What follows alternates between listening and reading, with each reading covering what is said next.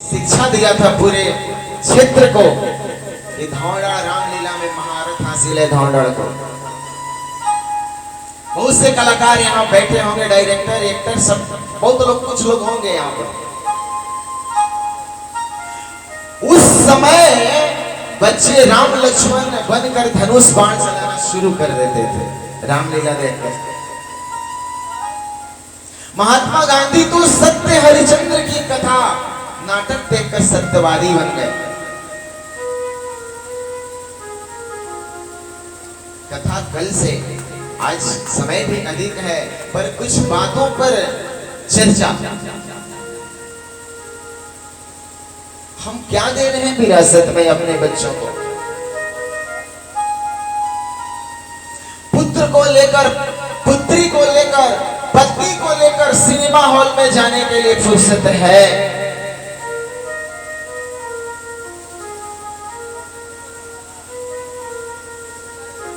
पर्यटन के लिए टाइम है,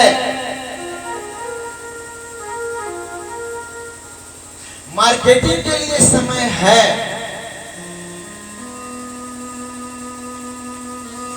ताश पीट लेने के लिए, जुआ खेलने के लिए, अनावश्यक काम के लिए समय है।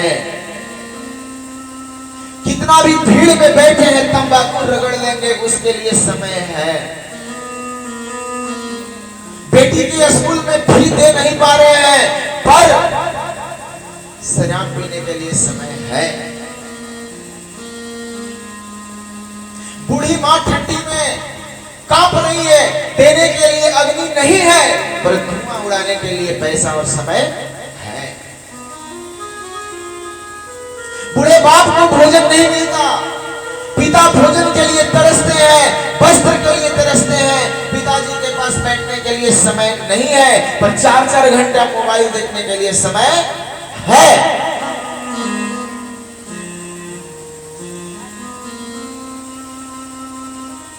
संकट में पड़ते हैं ना तो इसी चौखट पर माथा पटकते हैं।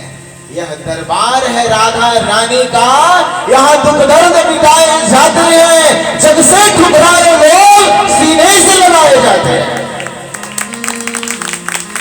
यह राधा रानी का दरबार है प्यारे, इसी चौखट पर माथा रगड़ते हैं लोग, इसी चौखट पर। लेकिन इस चौखट के लिए कभी ताली नहीं बजाए, भारतीय संस्कृति के लिए जीवन समर्पित नहीं किया। माला करने के लिए समय नहीं है, जप करने के लिए समय नहीं है, श्री कृष्ण गोविंद के लिए समय नहीं है पर अगर एक बात देखिए, बाजार में जाते हैं, प्याज कैसे है, लहसुन कैसे, सब्जी कैसे, साड़ी कैसे, पाउडर कैसे, पैंट पैजामा कैसे, क्या है आपका भाव है? संसार के सामान्य वस्तुएं भी बिना भाव की नहीं मिलती। भाव बिना बाजार की वस्तु न मिलती मोल, भाव बिना हरि ना मिले, भाव सहित हरि बोल। कभी कभार जब दुख में प्रभु को पुकारते हैं ना, कहते हैं हे गोविंद, हे माता रानी, हे ठाकुर जी मेरी रक्षा करो, प्रभु मुझ पर ध्यान। कुछ लोगों का कहना है ना कि भगवान मुझ पर ध्यान नहीं देते, भगवान मुझ पर ध्यान नहीं देते हैं। तुमने ध्यान कितना दिया उस ठाकुर पर? माथे पर तिलक नहीं है, शर्म आती है हिंदुओं को तिलक लगाने में। धन्य है मुस्लिम भाई जो अपने धर्म के लिए मर जाते हैं, ऐसे मुस्लिम भाई को मैं धन्यवाद देता हूं जो अपने धर्म के लिए प्राण दे सकते हैं। लेकिन ऐसे ऐसे हमारे हिंदू और सनातनी हैं जो अपने धर्म का शिकार स्वयं करते हैं। मस्तक पर शिखा नहीं है, वाणी में प्रेम नहीं, मस्तक पर चंदन नहीं और हृदय में बंधन नहीं। कैसे सनातनी हैं आप? सनातनी उसको कहेंगे कि कोई बच्ची युवती अगर अकेले हो संकट में तो उसे अपने बेटे के समान गोद में उठाकर हम सुरक्षित घर पहुंचा दे, तो समझिए कि आप सनातनी हैं। चिल्लाने से राम राज्य नहीं होगा प्यारे, और राजनीति करने से राम राज्य नहीं होगा। जिस समय बच्चियां किसी असामाजिक व्यक्ति से डरकर आपके गोद में छिप कर कहने लगे भैया रक्षा करो, और आप उसकी रक्षा कर दें, उसके आचरण को सुरक्षित घर पहुंचा दें, तब समझिए कि राम राज्य आ गया। हम और आप राम राज्य ला सकते हैं, कोई राजनेता नहीं ला सकता है। कथा नहीं कहना है, आख्यान उपाख्यान व्याख्यान की जरूरत नहीं। ऐसी कोई कथा नहीं महाराज जो आप नहीं जानते, आप नहीं जानते। सारे शिक्षक हैं, सारे शिक्षित हैं। आज तो मोबाइल तो सबको शिक्षित कर दिया ना। कथा कौन नहीं जानते, राम कथा, श्री कृष्ण कथा। पर चले राम के पद चिन्हों पर, अब इतिहास बदलना होगा, अब आचरण में उतारना होगा। आचार्य आस्थाप्यति तदा। देखिए हमारे आचार्य जी बैठे हुए हैं, और आप भी आचार्य बन सकते हैं। Who is the principal? Who is the धर्म? What is the धर्म? इस पर मैं 2 दिन बताऊंगा कि प्रिंसिपल कौन है और what is the धर्म, धर्म क्या है कल बताऊंगा। पर आचार्य कौन है? हम सभी आचार्य बन सकते हैं। आचिनोति शब्दाः, अष्टाध्यायी व्याकरण में एक सूत्र दिया, आचिनोति शब्दाः शास्त्राणि आचार्य स्थाप्यति तदा विश्व कल्याणार्थाय प्रयच्छति सह आचार्य उच्यते। जो शास्त्रों से सुंदर सुंदर शब्द को चुनकर, सुंदर सुंदर शब्द को चुनकर अपने आचरण में उतारे। आचिनोति शब्दा, और संसार के कल्याण के लिए समाज में छोड़े। आचार्यति, हमारा आचार ही भ्रष्ट हो गया है। कथा नहीं, कुछ सुधार होना चाहिए समाज में। आज देश में बहुतायत है विद्वानों की, आज देश में बहुतायत है विद्वानों की, बलवानों की, धनवानों की। आज देश में बहुतायत है बलवानों की, विद्वानों की, धनवानों की, ये तो बहुत है। पर कमी हो गई राम के संतानों की। हम काल नेमी, हम काल नेमी, हम काल नेमी। देश तो बड़ी सुंदर सुंदर बन जाता है, जींस पैंट, टोपी, सेंट, टाई, धोती, कुर्ता, माला, चटा, झूठ, पर आचरण में कितना है प्यारे, जरा विचार करना है।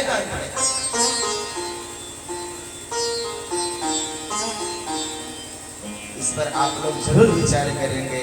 इसी बीच में मेरा एक प्रश्न है, मैं वहीं पर हूं। क्या कथा मनोरंजन है? नहीं ना। क्या कथा मनोरंजन है? क्या कोई उपाख्यान है, आख्यान है, व्याख्यान है? क्यों हम सत्संग करते हैं? किसी वैष्णव के पास, किसी संत के पास, किसी आचार्य के पास हम क्यों जाते हैं? और क्या हमारे मन में संतों, वैष्णवों, बुजुर्गों और आचार्यों के प्रति श्रद्धा है?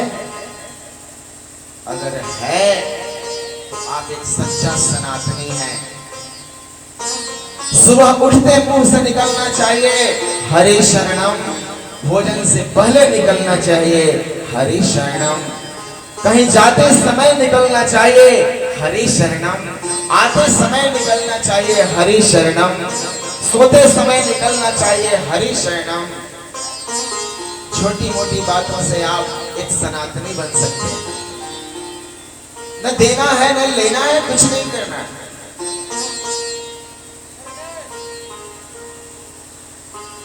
तीन बात पर आज मैं बोलकर वाणी को विराम दे रहा हूं। और कल से कथा, एक भागवत जी का श्लोक है,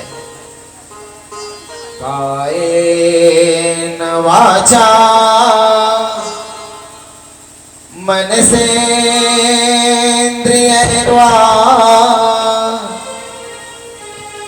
बुद्ध्यात्मना वानुसृता स्वभावात् करोमि यद्वत् सकलं परस्मै नारायणायेति समर्पयेत्। ये भागवत जी का 11वें स्कंद का श्लोक है। कायेन वाचा मनसेन्द्रियैर्वा करोमि यद्वत् सकलं परस्मै नारायणायेति समर्पयेत्। एक श्लोक याद रखिए। और दूसरा गीता जी का श्लोक हिंदी में मैं बोल रहा हूं कि है, सार गीता का यही अभिमान करना छोड़ दे, अपने स्वाभाविक कर्म का नाता प्रभु से जोड़ दे। ये दो श्लोक हुआ। भागवत जी कहते हैं कि कायेन वाचा मनसेन्द्रियैर्वा करोमि यद्वत् सकलं परस्मै नारायणायेति समर्पयेत्। शरीर से, वाणी से, मन से, इंद्रियों से, बुद्धि से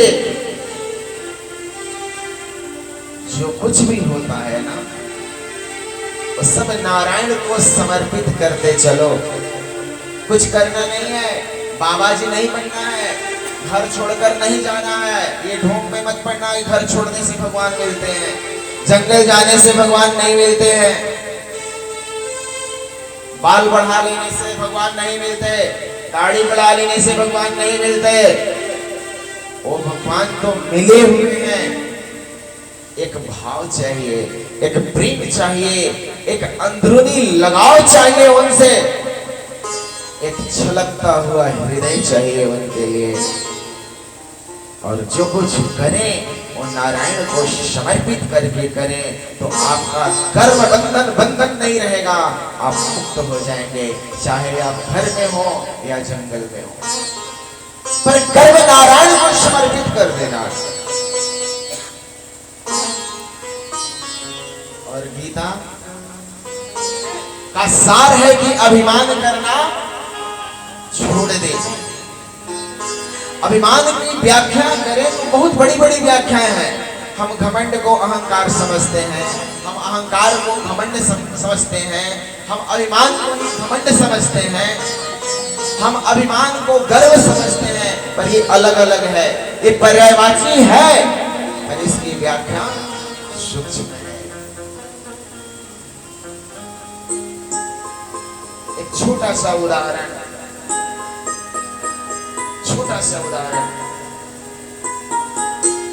कि किस किस ने कर्म से मुक्ति पाई है। अब मानस जी में ही एक चौपाई आया है, मेरी स्मृति में नहीं आ रही है, कुछ श्री को याद है। कर्म समर विभव तरणी, नहीं, कर्म समर विभव तरह ही अपने कर्म को समर्पित कर कर के भवसागर से तरते हैं। मानस जी भी यही कहते हैं, गीता जी भी यही कहती हैं, यद करोसि यज्जुहोसि तद कुरुष्व मदर्पणम सर्वधर्मान् परित्यज्य माम एकम शरणम व्रज अहं त्वा सर्व पापेभ्यो मोक्षयिष्यामि मा शुचि। और भागवत जी, कायेन वाचा मनसेन्द्रियैर्वा बुद्ध्यात्मना वानुसृता स्वभावात् करोमि यद्वत् सकलं परस्मै नारायणायेति समर्पये तत्। जो करो ना प्रभु को समर्पित कर दो, फिर देखो चार चांद लग जाएगा। मानस का एक आपकी दृष्टि में छोटा सा पात्र है मानस जी का, जटायु जी, पर मेरी दृष्टि में वो अतुल्य पात्र है जटायु जी। और महाभारत के भी एक पात्र हैं जिनको आप लोग जानते हैं, शांतनु पुत्र, गंगा पुत्र भीष्म, जानते हैं? अखंड ब्रह्मचर्य के लिए वो जाने जाते हैं, भीषण प्रतिज्ञा के लिए जाने जाते हैं, निष्काम कर्म योग के लिए वो जाने जाते हैं, एक महान योद्धा के लिए वो जाने जाते हैं, महान राजनीतिज्ञ के लिए वो जाने जाते हैं। और भरत वंश का अनमोल धरोहर है उनके पास। But what is difference between both? Jatayu और भीष्म में अंतर क्या है जरा देखिए। एक के पास भरत वंश का अतुल्य धरोहर है, वचन के धनी है, शस्त्र के धनी है, संपत्ति के धनी है महाराज, विद्या के धनी है, भक्ति के धनी है, ओज तेज बल के धनी है। जहां भीष्म खड़े हो जाए ना, उस समय के संसार में देवता भी उनसे डरते थे। युद्ध में भीष्म क्या कोई बराबरी नहीं था।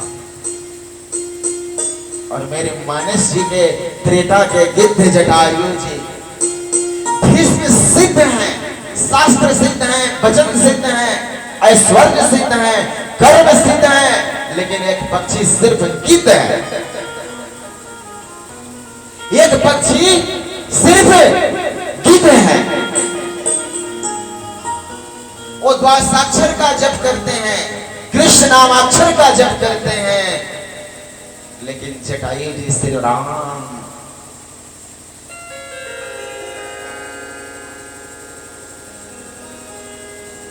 लेकिन महाभारत में भीष्म का आदर कर रहा हूं, सम्मान कर रहा हूं।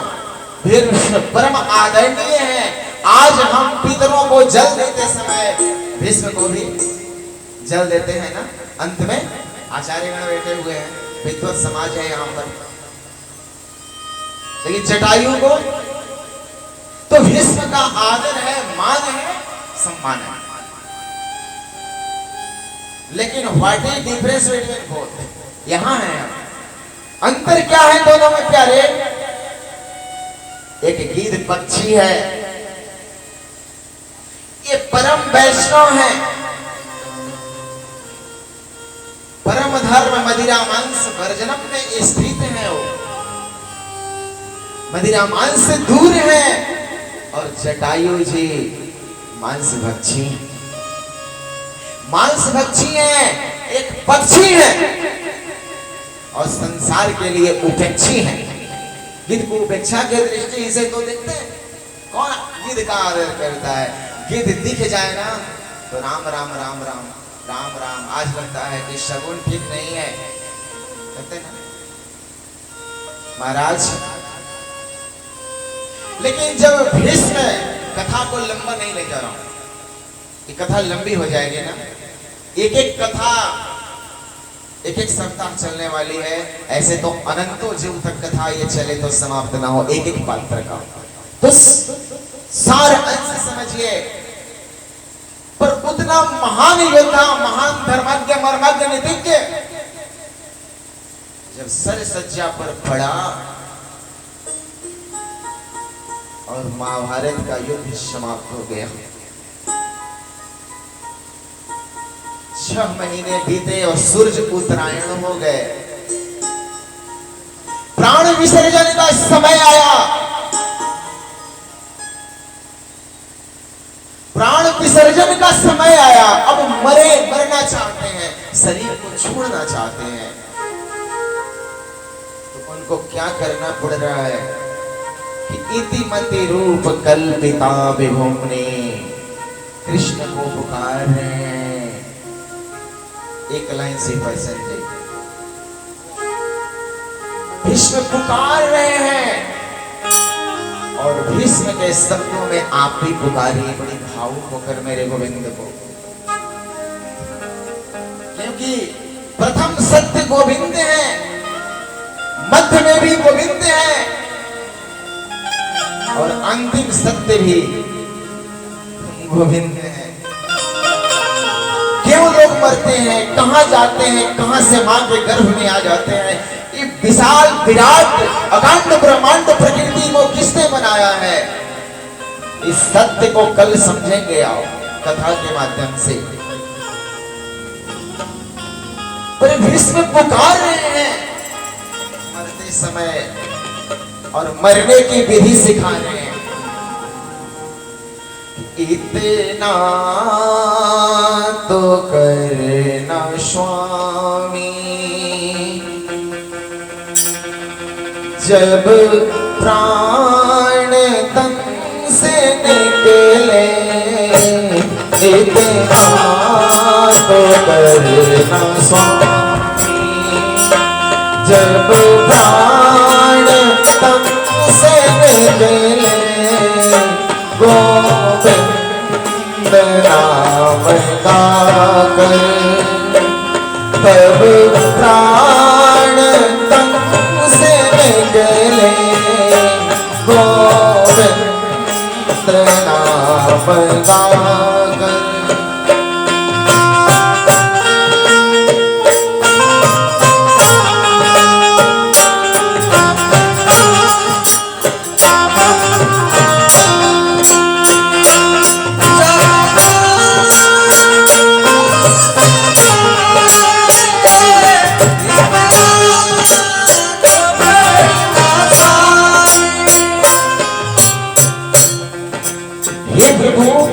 सिर्फ इतना कर देना, जब मृत्यु हो क्या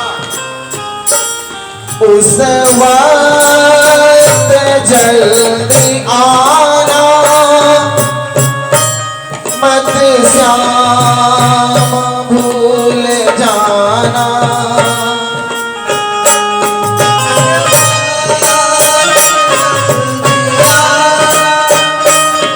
नहीं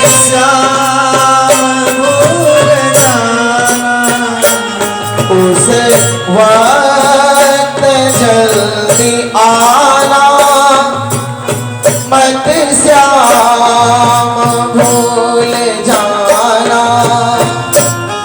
उस वक्त जल्दी आना, मत श्याम भूल जाना।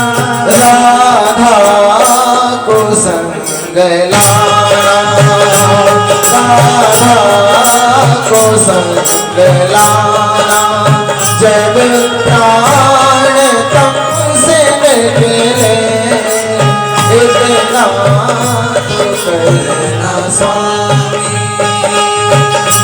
जब प्राण तन से निकले, इतना